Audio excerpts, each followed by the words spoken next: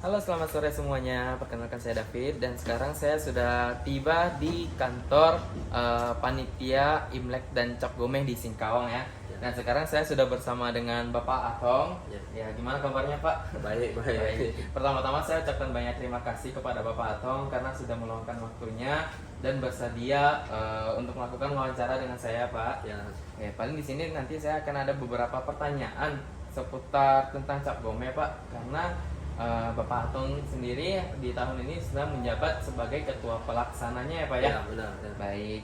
Nah, paling saya langsung mulai apa untuk pertanyaan yang Boleh, pertama. Nah, saya ingin bertanya ini Pak, apa latar belakang diadakannya atraksi tatung pada festival Cap Gomeh di Singkawang ini Pak? Ya, oke. Nah, ini kalau cerita Festival Cap Gomeh tidak hanya langsung ke Cap Gomeh ya. Pasti ada lewat rangkaian kegiatan termasuk di perayaan Imleknya. Nah, jadi perayaan Imlek dan Cap Gomeh itu dan Festival Cap Gomeh itu udah satu paket. Nah, udah satu paket ya. Jadi kalau kita di Singkawang itu kita namanya ada rangkaian kegiatan perayaan Imlek dan Cap Gomeh. Berarti mulai dari ada acara pembukaan perayaan Imlek dan Cap Gomeh itu biasa kita setiap tahun itu ada di Stadion Kiridasana.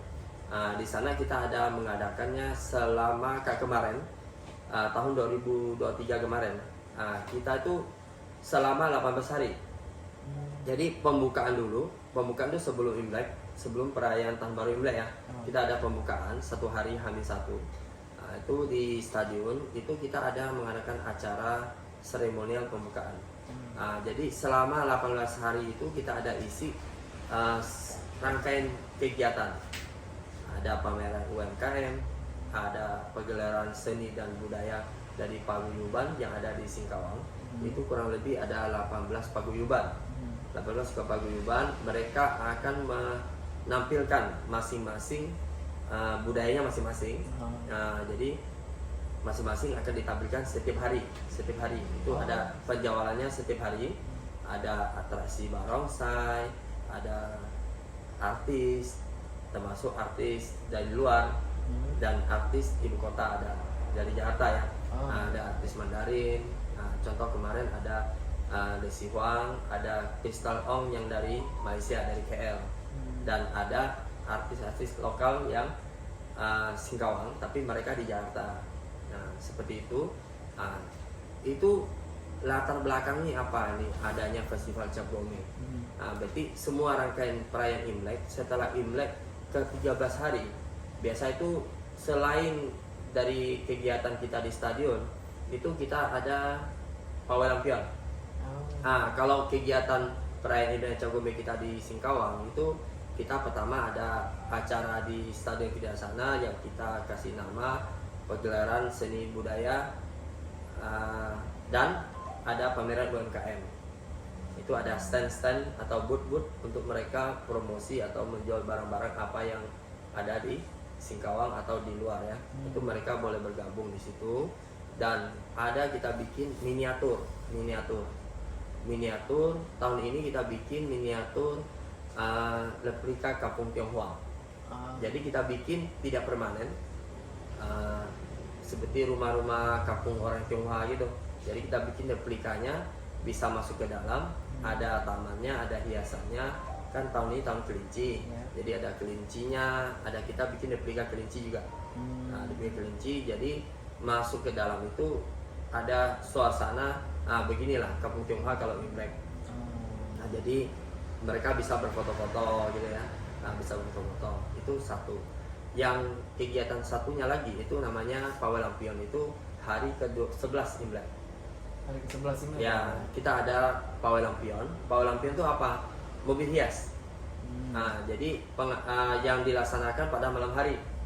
Mulai jalan jam 7 malam sampai selesai.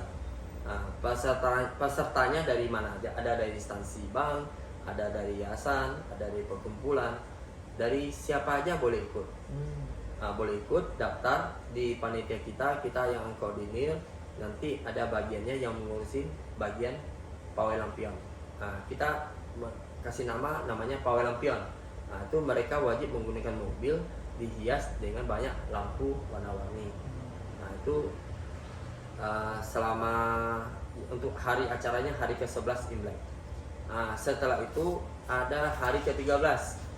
Hari ke-13 itu hari biasa para tatung itu sebelum perayaan hari puncaknya Cap Gome, mereka ada istilahnya cuci jalan atau dibilang tolak bala ya. Mereka akan atraksi keliling atau sembahyang ke kelenteng-kelenteng, saling mengunjungi atau minta restu sambil mengusir ada hal-hal yang negatif yang ada di kota Singkawang. Seperti itu. Setelah itu baru hari puncaknya. Hari puncak itu hari ke-15 setelah Imlek, tahun baru Imlek. Hari ke-15 setelah tahun Imlek. Makanya namanya Cap Gome. Itu kita ada festival Cap Gome ya. Hari puncaknya festival Gome. Itulah yang dari mereka yang udah turun temurun ya. Ini budaya yang udah turun temurun dari dulu. Memang yang latar belakangi yang tadi yang masalah tolak bala itu kan dulunya itu sejarahnya dari Mantrado ya. Dari Mantrado ada kayak wabah atau gimana dulu ya, dengan penduduk setempat dengan yang para tatung ini mengadakan istilahnya tolak bala itu. Jadi dilanjutin sampai sekarang. Tapi puncak perayaan itu tetap di hari ke-15. Mereka sebelum mengikuti festival ini, mereka semuanya udah ada persiapan. Persiapan di masing-masing di kelentengnya, ritualnya apa aja ritualnya, perlengkapannya, tanduknya segala macam. Kita H-1 itu dari panitia ada menyiapkan tempat-tempat mereka parkir kumpul. Mereka parkir kumpul di situ, disusun baru diatur nanti hari hanya mereka jalannya biar rapi. Seperti itu, kira-kira seperti itu ya. Kira-kira seperti itu. Ya. Berarti kalau misalnya untuk tatung di hari Cap Gome, tempat parkir itu maksudnya parkir tandunya ya Pak ya? Benar ya. Karena sebelum acaranya tandu mereka udah bawa dulu. Mereka bawa dulu susun.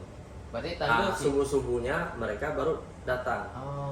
Kita mulai jalan itu mulai dilaksanakan jam 7 pagi sampai selesai. Berarti untuk bisa tahu tempat parkirnya gimana, jumlahnya itu berdasarkan dari pendaftarannya ya Pak ya, data yang didaftarkan gitu ya? Ya, mereka kan pasti mendaftar di panitia kita ya, daftar, kita mendata mereka, nanti jumlahnya ada berapa, mereka harus posisikannya, dia parkirnya di mana, nanti wilayahnya kita survei tempat ini bisa nampung berapa, sini bisa nampung berapa, udah kita susun. Dengan begitu kan tidak terjadi nanti umpamanya pesertanya melebihi dari tempatnya. Jadi memang udah kita atur. Jadi muatannya over gitu ya? Ya. Nah Bapak, karena tadi Bapak jelasin nih, karena dia kan menggunakan tempat, ada diatur tempat parkirnya, dan juga dari berita-berita yang heboh tentang Cap Gome ini kan luar biasa sekali ya ramainya ya. Nah saya lihat banyak menggunakan tempat umum nih. Nah saya ingin bertanya nih Pak, kalau untuk perizinannya kayak gimana ya Pak?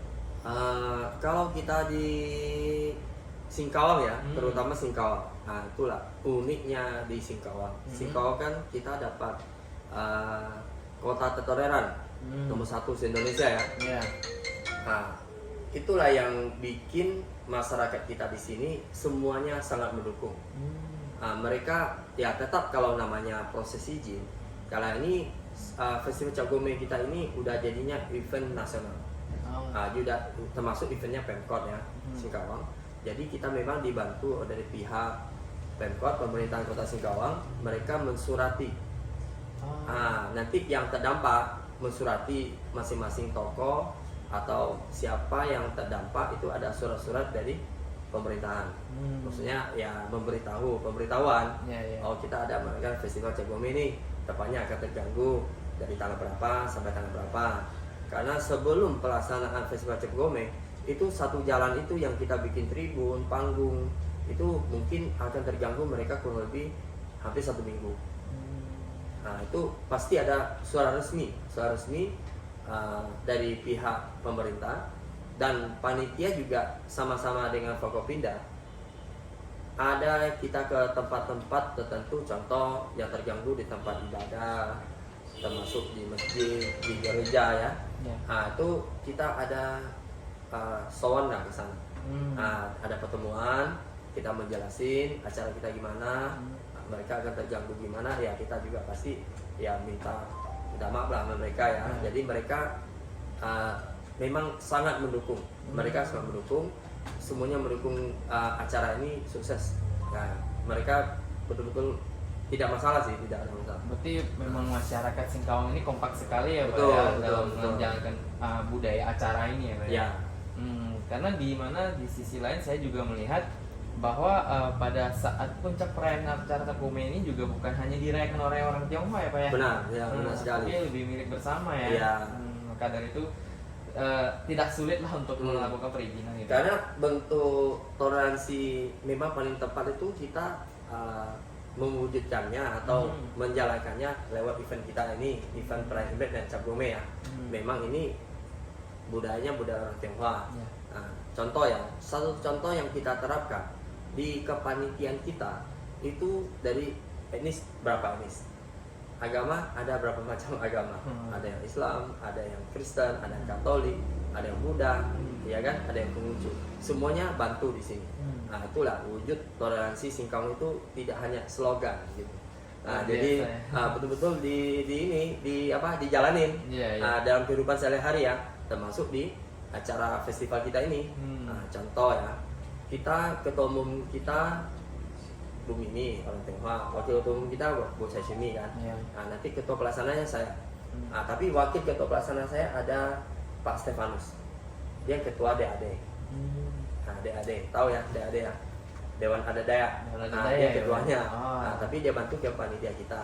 Nah, di bagian keamanan ada kita tokoh-tokoh pemuda, contoh Bang Muhammadin kebetulan Dewan juga ya. Nah, dia dari pemuda Melayu. Ada yang dari Daya juga, Yoris contoh. Nah, ini satu contoh. Nah, dari bidang hukum Pak Bambang. Nah, mereka juga dari bukan orang Tionghoa ya, tapi membantu kegiatan kita gitu. Nah, jadi memang untuk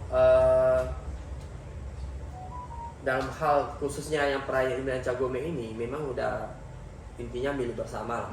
Ini punya kota Singkawang karena ini eventnya di Singkawang kan. Nah, jadi eventnya Pemkot, kita panitia memang memanage, membantu sama-sama nih. Jadi memang kita mensukseskannya sama-sama, termasuk dari TNI Polri. Mereka juga sangat mendukung dari dalam hal mensupport pengamanan. Pengamanan itu memang tidak ringan ya. Mereka persiapan juga dari jauh hari, koordinasi sampai hari H berjalan sukses. Seperti itu. Luar biasa ya, kompaknya masyarakat Kota Singkawang ini. Benar. Saya benar-benar terkagum sih untuk mendengarnya gitu. Nah, cuma kalau misalnya untuk masalah perizinan tadi nih Pak, untuk keamanan, untuk penggunaan tempat umum, tetap nggak kita harus mengajukannya atau memang dari pemerintahnya sendiri sudah tahu bahwa hari Cap Gome sudah dekat dan mereka akan otomatis mengeluarkan suratnya gitu? Gini, ini kan udah eventnya udah event nasional ya. Udah pasti semuanya pada tahu. Tapi sesuai prosedur kita panitia tetap akan mengkoordinasi. Pasti akan ada surat. Ada pengajuan? Ada surat banyak ke pihak Polres di Singkawang kan. Nanti di sana baru ditindaklanjuti dari Pemkot karena kita ini panitia kita ini kan dapat SK dari wali kota. Jadi kita resmi. Mereka pasti ya koordinasi, nanti dia perlu surat apa mereka langsung akomodir. Seperti itu. Tapi dari panitia tetap harus aktif, kasih ya maksudnya bikin permohonan harus ada. Berarti ikutin prosedur yang ada ya? Ya, benar. Selain untuk ke tempat umum, keamanan, kira-kira kalau untuk perizinan masih ada apa lagi Pak? Ya kan namanya kalau ada suatu acara keramaian pasti harus ada izinnya kan. Ya memang izin itu aja. Berarti hanya nggak ada izin yang lain. Karena ya memang yang untuk acara ini bersangkutannya ya keamanan dan tempat ya Pak. Benar. Oke, baik. Nah, nah Pak, untuk acara yang luar biasa besar ini nih, yang bisa sampai pecah banget nih istilahnya, karena pengunjungnya juga bukan main-main. Ya. Nah, pastinya kan ada suatu pengeluaran yang besar itu ya Pak. Benar, benar. Nah, saya ingin tanya kalau untuk pendananya nih Pak, kita kira itu pengaturan untuk rangkaian acara ini pendananya dapatnya dari mana ya Pak?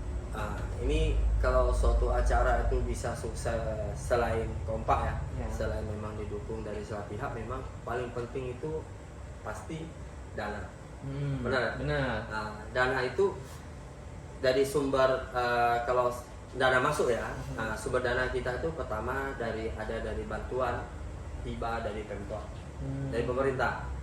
Ada dana hibah satu, itu pertama. Yang kedua sponsor. Yang ketiga donatur. Yang keempat, kita panitia ada strategi begini. Kayak contoh di Kediri sana, kenapa kita bikin event sana? Itu tidak ada bikin stand UMKM. Mereka jualan makanan atau jualan pernak-pernik segala macam ya. Itu kita ada kayak mereka bantu satu stand berapa. Jadi untuk pemasukan kita ada bikin miniatur nanti kan ada di pagarin ya, ada pintu masuk, jadi masuk mereka ikut mensumbangsi satu konsernya berapa, ada pemasukan dari situ. Jadi ada pendapatan. Yang satu lagi tribun, kita ada tribun penonton, kayak biasa kita nonton bola lah, nonton apa ya. Ada tribun penonton, kita siapin tempat duduknya biar mereka nonton itu nyaman, tapi kita jual tiket. Satu tempat duduk berapa. Itu sumber-sumber dana masuk ya, lewat jalur itu yang bisa kita wujudkan seperti itu. Berarti memang bukan hanya dari satu arah ya Pak ya, tapi dari beberapa usaha juga ya. Betul. Nah tadi ya Bapak ada menyinggung soal sponsor juga nih Pak. Ya. Kalau misalnya untuk sponsor itu harus khusus atau tidak? Kalau misalnya contohnya nih, kalau misalnya kayak ada event balapan, ya sponsornya ada beberapa eventnya itu harus sponsor khusus oli misalnya, karena untuk spare part motor gitu kan. Nah kalau sesuai bidangnya ya. Khusus sesuai bidangnya. Kalau untuk acara Cap Gome ini apakah seperti kita itu juga? Siapa aja dari perusahaan mana aja, bidang apa aja boleh sponsor. Oh gitu. Ya. Kita nggak pilih-pilih. Yang penting kami kan ada bikinin istilahnya paketnya. Dia pilih. Tapi ya mereka kan nggak mungkin ya yang melanggar hukum. Kalau yang mungkin perusahaan yang betul-betul yang tidak istilahnya tidak legal ya, nggak mungkin kita terima. Jadi intinya atau mungkin pribadi itu mau sponsor boleh juga. Jadi pribadi boleh, perusahaan boleh. Tapi tetap ya maksudnya kita nggak pilih-pilih harus usahanya bidang ini nggak ada. Berarti emang terbuka bebas ya Pak ya, siapa yang mau sponsor.